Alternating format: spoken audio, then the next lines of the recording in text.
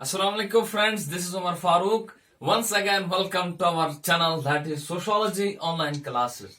Dear students, as you already know, in the previous lectures, we have covered the concept given by Immanuel Durkheim or Auguste Comte. और आज का जो session रहेगा, it will be an introductory part to the thought of Karl Marx. तो dear students, जैसा कि मैंने देखा है कि कार्ल मार्क्स ये बहुत सारे स्टूडेंट्स का फेवरेट सोशल थिंकर है, सो आई होप दैट आप इस सेशन को बहुत अच्छे से सुनेंगे।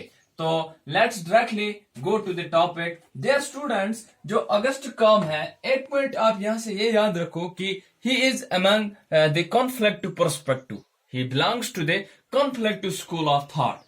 तो अगर हम देखेंगे कार्ल मार्क्स के बारे में, तो जो इसकी बायोग्राफी है ये आपको हर किसी जगह से भी अवेलेबल है।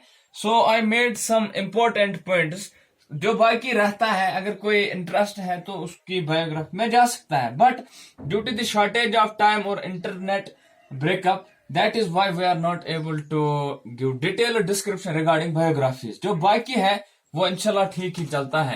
तो कार्ल मार्क्स अगर हम देखेंगे, he is one of the most influential thinker of 19th century. बेटा, उसको इन्फ्लुएंशियल थिंकर क्यों कहा गया है? Because he has given a major contribution towards the sociology. उसने हिस्टोरिकल मटेरियलिज्म दिया है, उसने concept of dielectric materialism, concept of alienation, और वो हम डिटेल में डिस्कस करेंगे। Karl Marx, he was born on May 5th, 1880 in the city of Tyre in Germany. और यहाँ पे the point of interest is that कि जो कार्ल मार्क्स है, he is a German sociologist. तो आपने यहाँ पे पहली चेंज नोटिस की, जो पहले दो थिंकर्स थे, ऑगस्ट कॉम्ट एंड इमानुएल दुर्कहाइम, वो दोनों फ्रेंच सोशियोलॉजिस्ट थे, लेकिन जो कार्ल मार्क्स है, he is a German sociologist. It might be asked in your examinations, क्योंकि आया है बहुत बार। जो कार्ल मार्क्स है, he is a German sociologist, French sociologist. तो यहाँ पे आप विदाउट एनी डाउट सीधा आंख बंद के जर्मन ऑप्ट करेंगे। He is known to the world as the architect of socialism and the champion of communism. Dear students, जो पूरी दुनिया है वो कार्ल मार्क्स को कैसे जानती है? He is known as the architect of socialism, जिसने सोशलिज्म की बेस डाली है, and the champion of communism. Therefore, the ideas of Karl Marx were totally based on the concept of socialism and communism, जो आप आगे detail में देखोगे। He was a good organizer indeed, and he was committed revolutionary take. He is regarded as a committed revolutionary and a voracious leader. ये वो leader होता है जिसको नॉलेज सीख करने की हंगर होती है। And an effective writer. He was German scholar, a historian and an economist. Dear students, अगर हम मैं कार्ल मार्क्स के बारे में देखेंगे तो वो बहुत ही इन्फ्लुएंशियल थिंकर था, और उसने जो थॉट्स दिए हैं, बहुत ही इंटरेस्टिंग थॉट दिया है उसने। मार्क्स स्टडीड लॉ, ठीक, उसने लॉ स्टडी किया है इन बॉन एंड बर्लिन यूनिवर्सिटी, ठीक, Bonn and Berlin, but was also introduced to the ideas of Hegel. तो हिगल दूसरा एक थिंकर है, तो ये आइडियाज ऑफ हिगल की वजह से इंस्पायर हुआ था। इन 1841 he received a doctorate in philosophy from Geneva university. तो जेनेवा यूनिवर्सिटी ने उसने पीएचडी कंप्लीट किया था, एंड लास्ट 14 मार्च 1883 उसकी डेथ हुई थी। This was a short introductory remarks about Karl Marx. तो बेटा, इसमें से आपको 10 पॉइंट्स याद रखने हैं। The Karl Marx was born on May 5th, 1818, और ये एक जर्मन सोशियोलॉजिस्ट थे। And the next is that कि उसने पीएचडी रिसीव किया है in 1841 in philosophy in Geneva University में। Now directly going to the some introductory, मैं आपको आज थोड़ा सा एक लिख, I will try to connect the Karl Marx with the concept of जो उसने दिया है थॉट। तो थोड़ा सा मैं आपको आज बेस क्लियर करने की कोशिश करूंगा, so that the upcoming sessions they will be easily to understand you. क्योंकि जो ही आप कहीं जगह भी कार्ल मार्क्स का थॉट खोलते हैं, आपको वहां पे प्रोलेटराइजेशन मिलेगी, प्रोलेटरेट टर्म मिलेगी।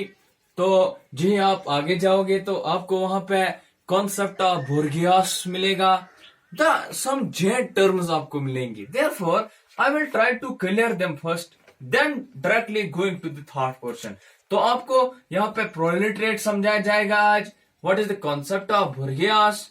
उसके बाद मैं आपको यहाँ पे समझाऊंगा the concept of super structure and the base. Very important topic dear students, stay connected. अगर आपको बेस और सुपर स्ट्रक्चर समझ आया तो मान लो कि आपको आगे कोई मुश्किल नहीं होगा कार्ल मार्क्स थॉट पढ़ने में।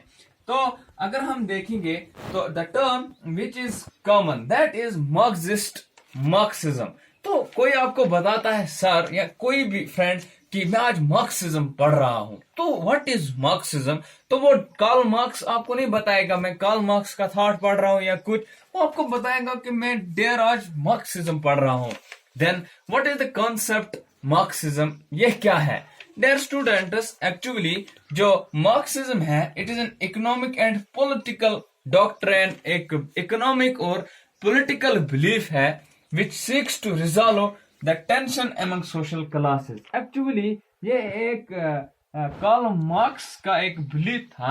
वो कहता था कि जो सोशल क्लासेस है सोसाइटी में which are always in the state of conflict, वो ये कॉन्फ्लिक्ट को सॉल्व करने की कोशिश कर रहा था अपने थॉट में, aimed to expose the negative features of capitalism. Actually जो कार्ल मार्क्स है वो 1850 की बात कर रहे हैं और उस टाइम इंडस्ट्रियल रिवॉल्यूशन आई थी, as a result of which जो वहां पे चल रहा था सिस्टम दैट वाज कैपिटलिज्म। और जो कैपिटलिज्म था ये इसी के नेगेटिव्स को एक्सपोज कर रहा था। कार्ल मार्क्स की सोसाइटी लेबरर्स को ये अवेयर करता था कि जो कैपिटलिज्म है it is not a good system.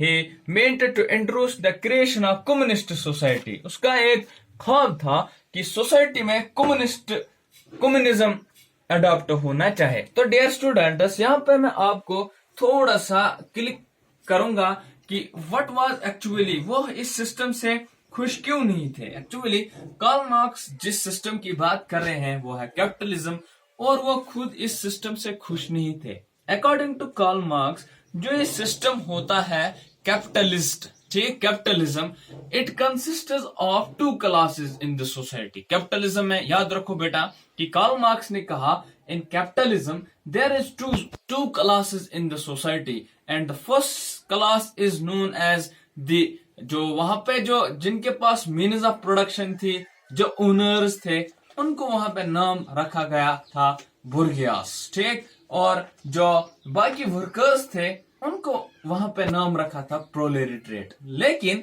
जब आप डायरेक्टली थॉट पढ़ोगे तो वहां पे आपको प्रोलेटरेट मिलेगा और वहां पे आपको बुर्गियास मिलेगा। तो जो ये कैपिटलिस्ट्स थे जिनके पास मीन्स ऑफ प्रोडक्शन थी, ये ऑलवेज एक्सप्लॉइट करते थे इन प्रोलेटरेट वर्कर्स को। As a result of which Karl Marx को बहुत अच्छा नहीं लगता था, तो उसने कहा कि यहाँ पे कम्युनिज्म अडॉप्ट होना चाहिए, ए क्लासलेस सोसाइटी।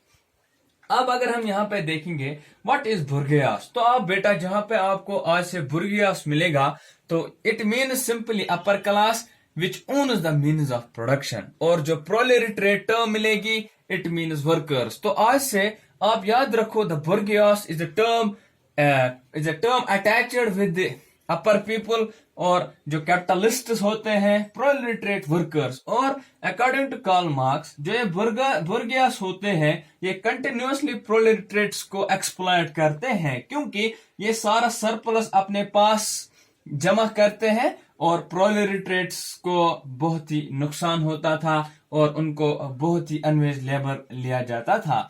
तो डियर स्टूडेंट्स उसके बाद नेक्स्ट है what is the base and super structure according to Karl Marx, क्योंकि आपको वहां पे आता है give the example of the base and give the example of super structure according to the Karl Marx. तो अगर हम यहाँ पे देखेंगे, और यहाँ पे एक इंपॉर्टेंट पॉइंट ये है कि कार्ल मार्क्स की कंट्रीब्यूशन वेरी इंपॉर्टेंट, उसने बुक लिखी है कम्युनिस्ट मैनिफेस्टो इन 1848, मगर विद किसके साथ, हेगल्स के साथ। हेगल्स और कार्ल मार्क्स ने एक पैम्फलेट लिखा है in 1848 that is known as Communist Manifesto.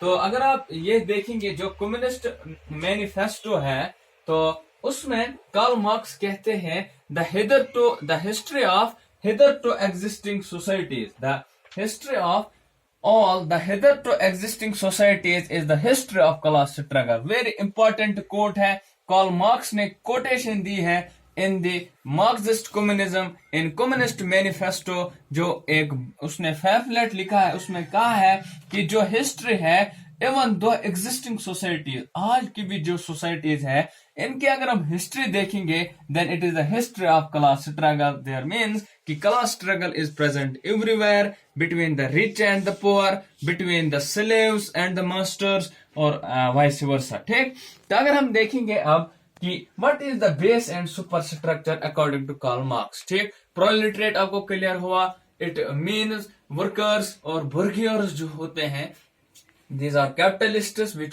own the means of production. और जो प्रोलेटरेट्स होते हैं वो लोग होते हैं जिनके पास स्किल होता है. ठीक, वो काम को करते हैं बट द सरप्लस जो फिर एक्यूमुलेट करते हैं वो बुर्गियासिस होते हैं. अगर हम अब यहाँ पे देखेंगे according to Karl Marx superstructure और बेस को समझने के लिए डियर स्टूडेंट्स प्लीज ये आराम से समझिए यहाँ पे मैं क्या बताने जा रहा हूं. कार्ल मार्क्स ने कहा कि जो कोई भी सोसाइटी होती है, ठीक, कोई भी सोसाइटी, उसमें पहला स्टेप प्रोडक्शन होता है. सपोज कहां पे भी कोई भी प्रोडक्शन, खाना ही है उनको तो वहां पे पहले प्रोडक्शन होती है. This is called first historical act. Karl Marx कहते हैं कि काम सोसाइटी में वर्क करना बहुत ही अच्छा चीज है बट काम विद इन द लिमिट्स होना चाहिए. ऐसा न हो जाए कि वर्कर्स फिर एलिनेट हो जाए, डिसैटिस्फाई विद द सिस्टम. तो उसने कहा जो 1850 की बात कर रहे हैं वो जहां पे कैपिटलिज्म था वहां पे वर्कर्स को एलिनेट किया गया था. तो उसने कहा कि जो सोसाइटी होती है इसमें टू टाइप्स ऑफ रिलेशंस होते हैं. याद रखो बेटा, there are two types of relations in this society. एक होती है man versus man and next relation होती है मैन एंड मैन. ठीक, man and thing, man and man. Suppose अगर आप आज देखेंगे एंट्रेंस की बात करेंगे, जो कोई भी बच्चा एंट्रेंस की प्रिपरेशन करता है, सपोज मेरे वीडियोस देख रहा है, ठीक, मुझसे कांटेक्ट करके कोई भी जानकारी हासिल करता है, then that relation is known as man and man relation. अगर वो अपनी बुक से कोई मटेरियल हासिल करता है then that relation is known as man and thing relation. Important है बेटा, याद रखो, मैन एंड थिंग उस टाइम होती है जब कोई इंसान किसी चीज के साथ इंटरेक्ट हो जाए, और मैन एंड मैन तब जब इंसान डायरेक्टली किसी के साथ. अब मसला ये है कि जो स्टूडेंट्स मुझसे इंफॉर्मेशन हासिल करते हैं the relationship is man and man, मगर मसला ये है कि बोथ सिचुएशंस यहाँ पे सुपीरियरिटी एंड सबऑर्डिनेशन होता है. The man and man relation, यहाँ पे आपका टीचर यहाँ पे ये होता है दैट इज द हेड, और मैन एंड थिंग में आप ये होते हैं सुपीरियर और थिंग होती है सबऑर्डिनेट. ठीक, therefore according to Karl Marx there are two types of relations in the society. One is the man and thing relation, another is the man and man relation. ठीक, तो उसने कहा man and man relation, मैंने आपको समझाया कि अगर आप एंट्रेंस के लिए प्रिपेयर कर रहे हो तो आप किसी सर के साथ कांटेक्ट में हो, that is called man and man relation. And the man and thing relation जो होती है वो आपके बुक से होती है. And these two things are known as means of production. Dear students, base and super structure पढ़ने से पहले आपको means of production and the forces of production को अच्छे से पढ़ना है. तो there are two forces of types of relation, force of relation and means of production. Means of production तो यहाँ पे मैन एंड थिंग है एंड मैन एंड मैन है. अब यहाँ पे जाते हैं, this were means of production. अब देखते हैं what are the modes of production. ठीक, इसने कहा कि अगर हमें मोड्स ऑफ प्रोडक्शन को देखना है तो हमें हिस्ट्री में जाना पड़ेगा, क्योंकि कार्ल मार्क्स ने कहा है the hitherto existing society is the history of class struggle, that is free man and slaves, prohibition and partition. तो उनका उसने कहा कि अगर हम हिस्ट्री में जाएंगे तो वहां में फ्री मैन और स्लेव्स हुआ करते थे, और आज वहां पे कैपिटलिज्म है, capitalists and bourgeoisie. Therefore it is an evolutionary mode of production जो होता है ये with the passage of time change होता है, या अकॉर्डिंग सोसाइटी चेंज होने से ये भी चेंज होता है। तो उसने कहा जो forces of production and the relations of production होता है ये आपस में इंटरचेंजेबल होती है। These are called forces of production and these are relations of production। ठीक बेटा, according to this two forces of production and these are relations of production जो आपस में ये इंटरकन्वर्ट होती है। थिंग को मैन पे इंडिपेंडेंट है, मैन थिंग पे इंडिपेंडेंट है। These two things are known as modes of production। Then what is mode of production? It is simply forces of production convergently with the relations of production। This is also sometimes known as social formation। तो यहाँ पे आपने देखा जो production होती है या what is a mode of production, it is simply the forces of production and the relations of production। According to Karl Marx, this is known as the base of the society। Now what is base of the society? It is the characteristics, या हम ये कह सकते हैं कि modes of तो therefore students अगर आपको अब आएगा what is base? Base according to Karl Marx it simply means it refers to the relationship between, ठीक, it refers to the relationship between the forces of production and the relations of production। तो आपने यहाँ देखा जब forces of production and relations of production आपस में interchangeably होते हैं then at that time this structure is known as base। और उसने कहा कार्ल मार्क्स ने the social formation जो होती है ये this social formation includes not only forces of production and relations of production। इसने कहा instead of these two things यहाँ पे बाकी एस्पेक्ट्स भी सोसाइटी में होते हैं। सपोज फैमिली होता है, रिलीजन होता है एंड दिस कल्चर होता है। This is called superstructure। According to Karl Marx, the superstructure includes other than forces of production and relations of production and it includes religion, family values, morality। जो बाकी aspects of society होते हैं इनको यहाँ पे Karl Marx superstructure करते हैं और बेस वो चीज होती है where there is forces of production and relations of production। तो डियर स्टूडेंट्स मैंने आपको यहाँ पर क्लियर किया what is concept of proletariat and capitalists, bourgeoisie, और अब यहाँ पे मैंने आपको बताया base and superstructure. Then superstructure में आपको आता है religion, morality and the law and education. According to Karl Marx जो सुपरस्ट्रक्चर होता है it evolves from the base of this system। ठीक, वो बेस से ही आपका सुपरस्ट्रक्चर इवॉल्व होता है। तो उसने कहा कि जो नेचर होता है उसमें इकोनॉमिक इंफ्रास्ट्रक्चर होती है। दीज फैक्ट्रीज इसमें आते हैं, means of production and the relations of production जो होते हैं, forces of production and the relations of production, industries, factories इसमें आती है। It becomes the base. ठीक, वो बेस जो सोसाइटी का होता है वो इकोनॉमिक इंफ्रास्ट्रक्चर होता है। उसके बाद सोसाइटी में एग्जिस्ट करता है सुपर स्ट्रक्चर जिसमें मॉरलिटी आता है, जिसमें कल्चर आता है। अकॉर्डिंग टू कार्ल मार्क्स ये सुपर स्ट्रक्चर किससे इवॉल्व हुआ? It evolves from the base of the system. अगर और कहते हैं कि अगर इंफ्रास्ट्रक्चर इकोनॉमी का बहुत बैकवर्ड होगा किसी सोसाइटी का देन उसका सोशल सुपर स्ट्रक्चर भी वैसा ही होगा। और अकॉर्डिंग टू ऑगस्ट कॉम जो सुपर स्ट्रक्चर होते हैं इट शेप्स द सोसाइटी। जो इकोनॉमिक इंफ्रास्ट्रक्चर होता है ये एक सोसाइटी को शेप देते हैं, बट जो सुपर स्ट्रक्चर होता है it helps the society in functioning. So in this video आपने थोड़ा सा पढ़ा कि what is concept of proletariat and what is the concept of bourgeoisie. ठीक, और बेटा याद रखना कि अगर आपको वहां पे आया which of the following is considered among the base और द सुपर स्ट्रक्चर, तो बेस में आपको इंडस्ट्रीज जो बाकी होती है, force of production, relation of production, land, that comes under the concept of base और superstructure according to Karl Marx morality, religion, family, background जो होते हैं यही सोसाइटी में सुपर स्ट्रक्चर के नाम से जाने जाते हैं. So I hope you got something from this. इंशाल्लाह फ्रॉम टुमारो हम यहाँ पे उठाने जा रहे हैं historical materialism. So stay connected and be with us. Share, stay safe, stay home and stay connected with us. Inshallah in future you will get the best.